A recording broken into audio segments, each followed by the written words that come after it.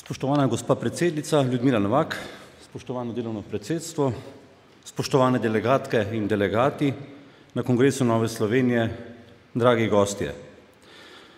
Nadzorni odbor Nove Slovenije, katerega sestava je bila izvoljena in določena na volilnem kongresu leta 2012 v Vipavi, sestavljamo Jožef Kocovan, Ciril Testen, Marija Zupančič, Silvo Sok in Franc Capuder.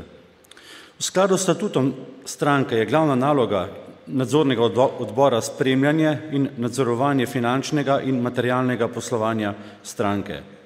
Nadzorni odbor je v letošnjem letu na 2 skupnih sejah in enem posebnem finančnem pregledu obravnaval predvsem finančna poročila o delovanju stranke in poročila o finančni izvedbi letošnjih 3 volilnih kampanj ter preverjal finančno poslovanje glavnega tajništva in organizacijskih oblik stranke.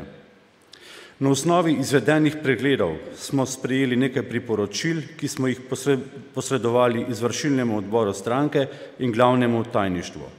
V celotnem dvoletnem mandatu pa smo imeli skupaj 6 sej. Leto 2014 je bilo z finančnega vidika za stranko zelo zahtevno, saj so bile izvedene volitve v Evropski parlament in lokalne volitve. Nenapovedano, pa vendar tudi delno pričakovano, še volitve v državni zbor. Zaradi tega člani nove nadzornega odbora delimo skupaj z vodstvom stranke zadovoljstvo ob dejstvu, da je stranka uspela doseči dobre rezultate na vseh 3 volitvah ob sorazmerno majhnih vloženih finančnih sredstvih. Ob tem se je znova pokazala velika solidarnost in razumevanje občinskih odborov in članstva stranke, ki je verjelo v vodstvo stranke in ga je podprlo v njenih odločitvah glede rešitve financiranja vseh 3 volitev. Samo v slogi je moč.